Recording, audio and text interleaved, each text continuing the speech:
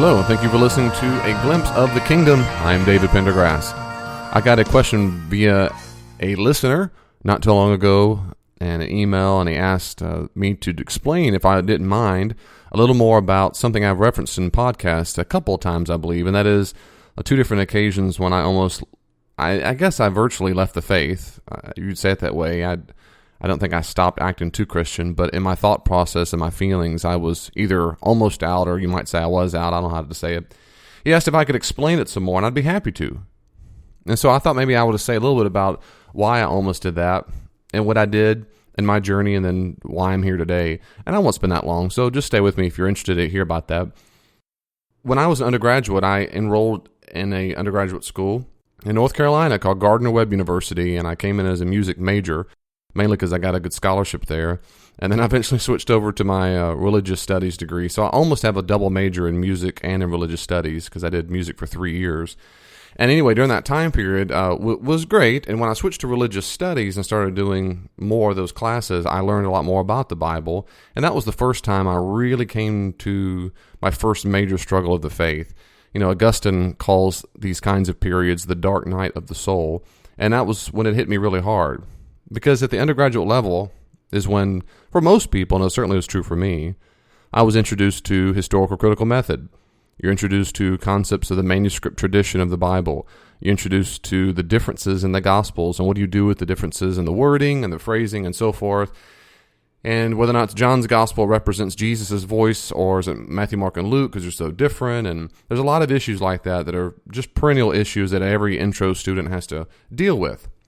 Well, they hit me pretty hard, though I grew up in a home where we were Christian people. My parents were Christian, and we went to church all the time. My dad was a pastor before I was born and an active Sunday school teacher when I grew up. And so I was around it, but we were not fundamentalist. They just didn't beat the Bible over our head. We had devotionals in our family from time to time, and it seemed pretty normal. So I didn't have any kind of axe to grind at all when I was at school. I was pretty ignorant. You might say, though I grew up in church, I guess just pretty typical, I guess, unfortunately. I knew some Bible theology, but all that to say, it shook my world a lot, I think, in undergraduate, not because I had a huge building or constructive theology that was erected and it came tumbling down. It was more just the sense of this one key thing. That is, most of my Christianity and what I believed about Christianity came from believing in the authority of other people. That's why it was so destructive for me. Looking back, at the time I didn't realize that. But looking back, it's because most of what I thought about Christianity, I thought about it because I trusted people who were in authority above me. My pastor said so, my dad said so, and that was the most important thing, really, is what my dad said. Certainly growing up, I thought my dad could walk on water and was just second to Jesus. And since he was a Christian and I saw most of it lived out in my lifestyle, I just assumed it too.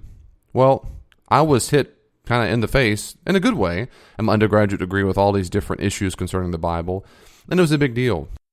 But another thing going on is, besides these intellectual things that hit me, and I'm convinced of this, and if and when skeptics hear this part or atheists hear this part, it sounds so stupid to them, and I understand that. I fully grasp, I really do. From their perspective, what I'm about to say sounds like hooey, just stupid magic nonsense. And I know. I mean, I get it from their perspective. And that is, I really felt like I was attacked by evil.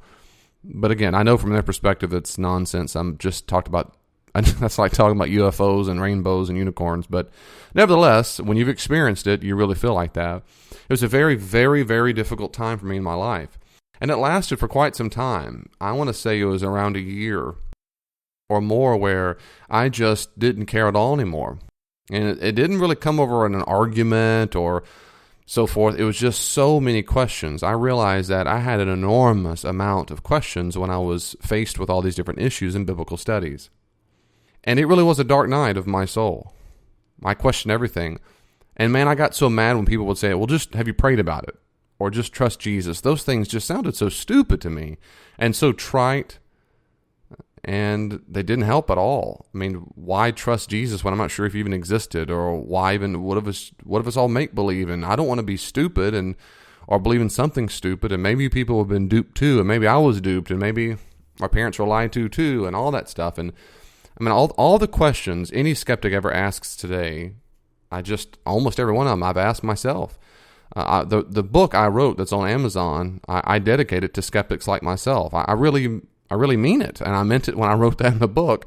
I have an affinity. To use the expression, my heart goes out to people who doubt a lot, and I just get it. Now, everyone's not like me, and I hope you're not if you're listening to this. I've met many people through the years who just believe. I've asked them, do you have ever doubt? And I go, no. Almost like, David, that's a stupid question to ask. And I go, good for you. That's awesome. I don't want people to be skeptical.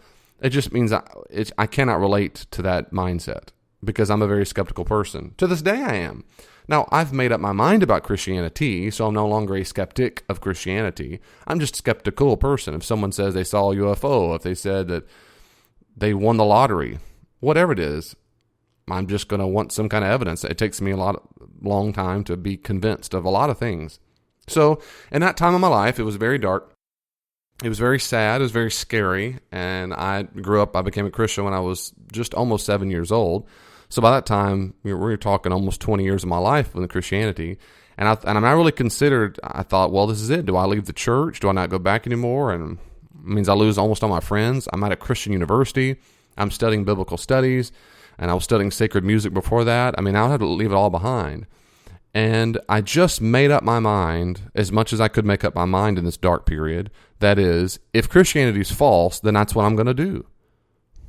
Because I'm not going to spend the rest of my life believing something I thought was stupid, for which maybe there's no evidence, or if it's all a sham. I made my mind up. I thought I'd rather just be authentic and have integrity and just deal with the consequences. But just the thought of it and kind of living in that world for a long time was very, very sad for me. And everybody who leaves the faith says the same thing that I've read. Bart Ehrman, who every atheist knows him. He teaches at UNC in North Carolina, and he was a Christian for a long time and left the faith, and he'll say this openly all the time, that it was a very emotional, dark time for him. And there comes a deconversion period. Well, I was in the deconversion period. So instead of just throwing it all out and say, forget all religion all the time, I still want to know if any of them were true. So what did I do? Well, I did a few things, and maybe this has helped you if you ever doubt your faith. One is, I talked about it. And believe you me, my girlfriend at the time didn't want to hear it. It was scared for her. My mom was kind of scared too, but she did a fairly good job of letting me just kind of vent and so forth. But I talked about it with people I think I could trust about the issue. And that was a big thing. I didn't hold it all in as a secret and one day just declare to the world, I'm an atheist. I knew enough about myself to know I might not know everything. There might be books out there that solve these questions. And so I know enough about that. So that's one thing I did. I talked to some trusted people. I didn't tell everybody, and it's so popular to doubt. I don't know, man. I don't know if it's true or not. I'm a free thinker, and I want to start a free thinker blog. And I don't know. I just didn't go that route. I just thought, wait a second.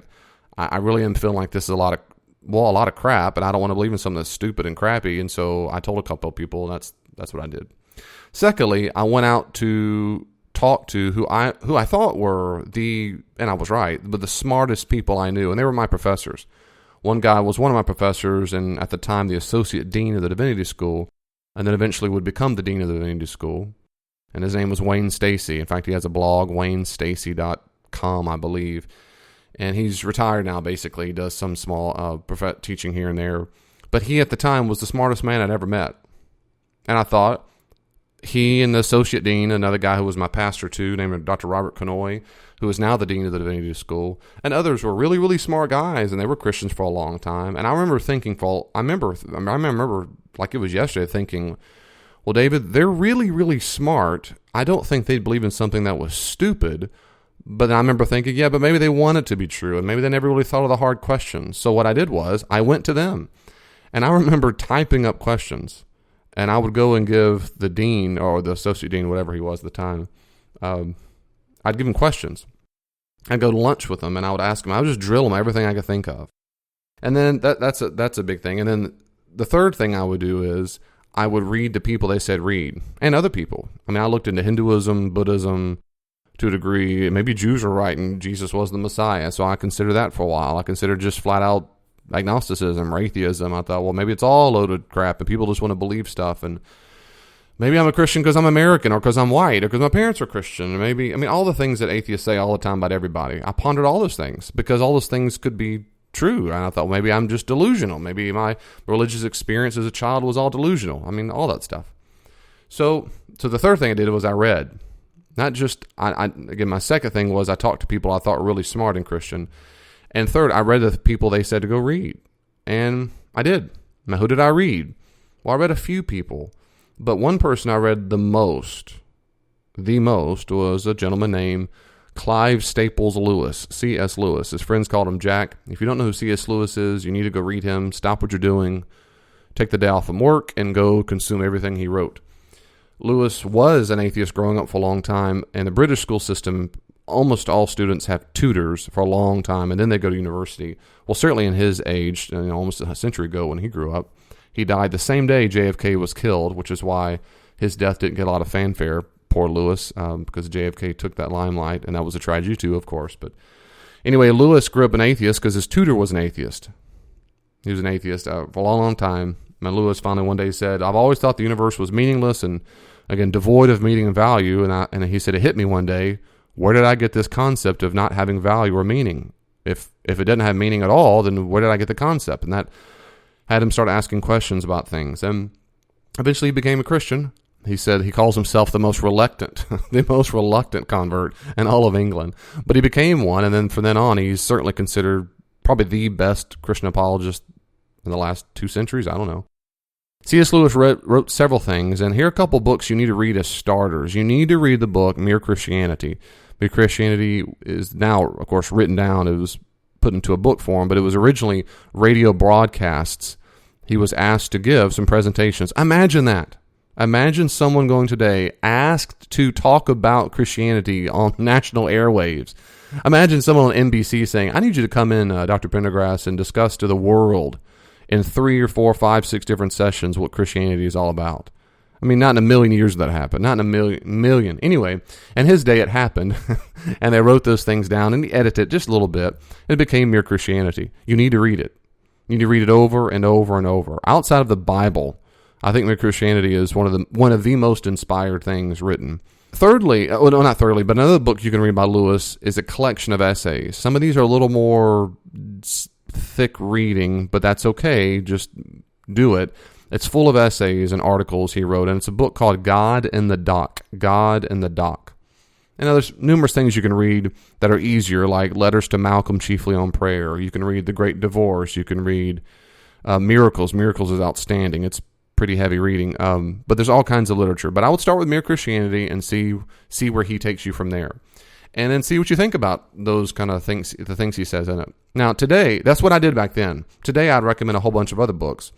If I might be so humble or immodest and say, I'd recommend reading my book, because I give all the reasons why I think you should believe that Christianity is true. And in the preface of my book, I list, a dozen, 15, 20 other books you can go read. So my book would be a good starting off place, or there's all other books to read. William Lane Craig's book, Reasonable Faith, or On Guard, John Lennox, Gunning for God. There's all kinds of really good books out there that I can recommend to you. But that's what I did back then. C.S. Lewis, and I read some other Christian authors. Wolfgang Pannenberg was a Christian theologian, and some other people. And I drilled in all the questions. Every single question I had, I'd talk to the professors, I'd read in the books, and I keep venting those 3 things over and over and over. And I honestly prayed some. I didn't pray a lot because it sounds stupid to me. It felt stupid. It felt forced, like I don't want to pray. But I did some. I kind of like, it's that kind of prayer of, God, if you're real, then let me know. I don't want to believe in something stupid. I remember that was kind of my mantra. And that's my problem as a thinker type in the Myers-Briggs personality indicator. I'm a thinker type, and it's very important to thinker types not to be duped. And so it was back then. It still is now, not to be duped. I don't want to be duped. So I did that for a long time, and eventually I got all my questions answered.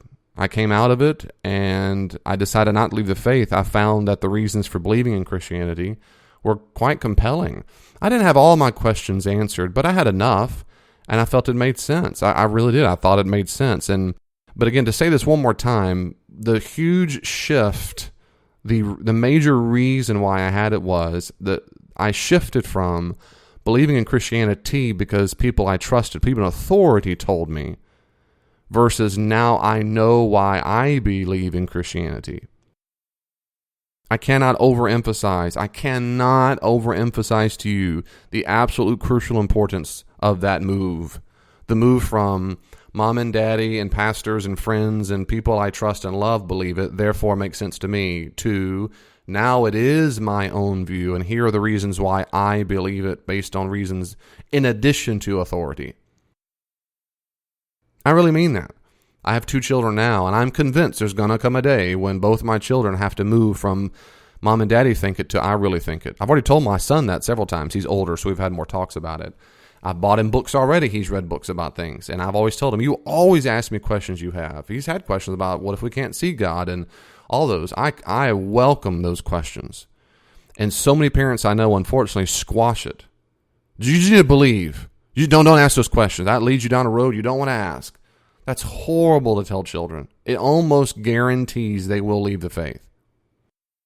So what do? Well, you got to ask a question yourself and figure out what it is you believe. Well, the first time I left the faith, that was the first time. I did it again, that dark night of the soul, about 2 years later. The first time was in between my sophomore and junior year, basically, undergraduate. And then about 2 years or more later, I was in my master's degree, Master of Divinity, which adds the extra guilt and shame. Because here I am, a guy preparing for ministry, and I'm thinking maybe this is a load of crap, but I don't want to believe it. Well, I felt the same scary feelings again, the dark feelings, and I thought, well, dadgummit, I thought I answered these. And really it came down to, now the transition wasn't from authority says it. I mean, this sounds so logical and nice. I mean, looking back, I think it was not a major transition from authority to this. It was more the issue of the more I learned in my master's degree about how the Bible is formed and church history and so forth. It's just the typical thing when people go to school and they learn a whole lot more and go, dadgummit, I didn't realize it was all this. It's kind of what happened to Bart Ehrman. Bart Ehrman, the same guy I mentioned earlier, who is at UNC, Chapel Hill, I believe. Anyway, when he left the faith, he said the same thing. Basically, it started with all these questions of the Bible, and then he had other issues that added on.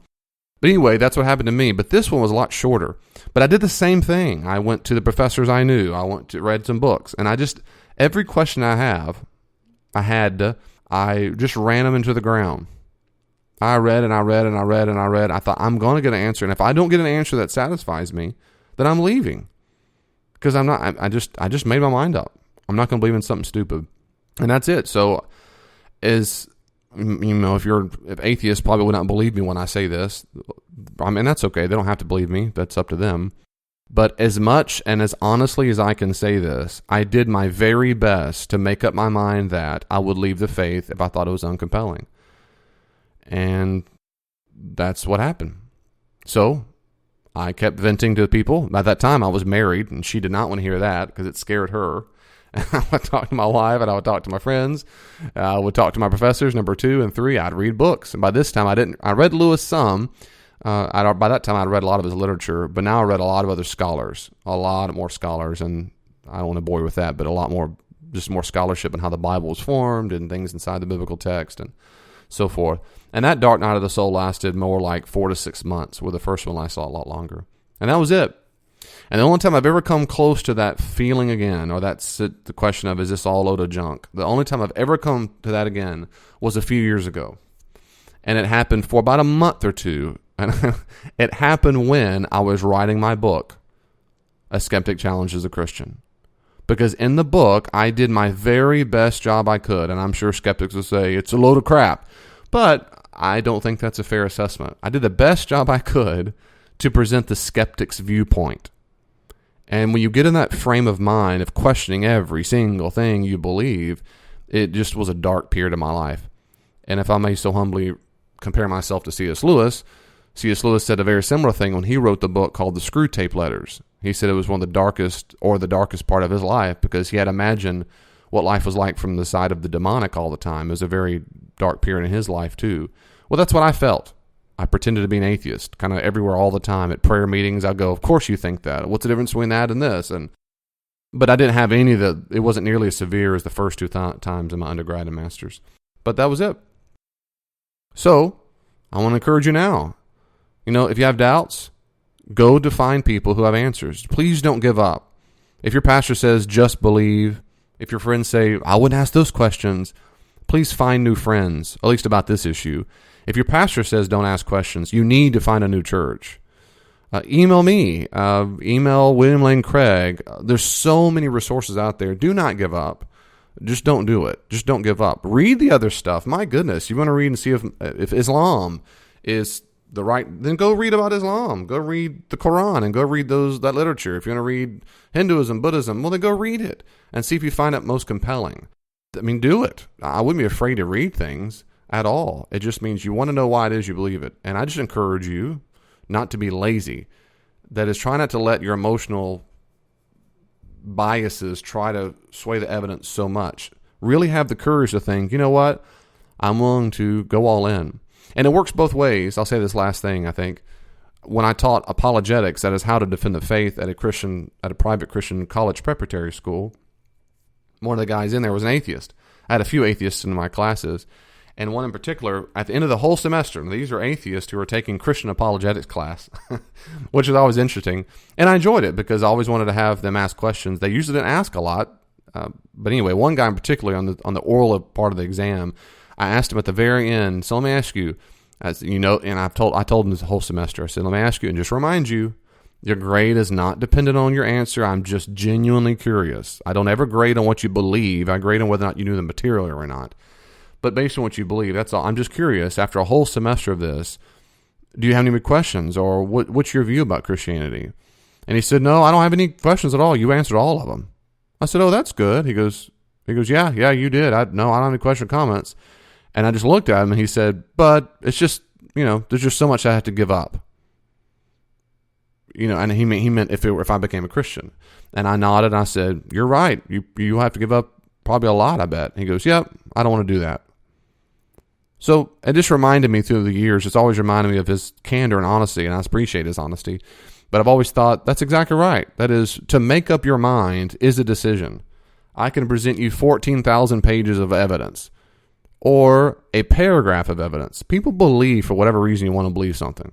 And it's not merely cerebral. It's just not. You can want to believe something or not want to believe something, and there's no way around it. And I am included. Nobody is purely objective in their views. They can have objective ideas. But the fact is, all kinds of psychological, emotional, cerebral, logical things come into play when we believe something. And I'm encouraging you, if you're a Christian, if you're seriously doubting something, please don't think it's just cerebral. There are emotional things going on as well.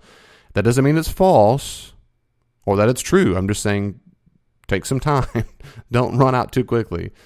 And if you're considering Christianity and it seems a little bit interesting to you, but I don't know, I'd have to give everything up, well, I encourage you to think about whether you want to live by truth or not. The other day I was taking my kids home from school, and my daughter said something about, I'm a Christian because we're kind to people and it's good to be kind to people.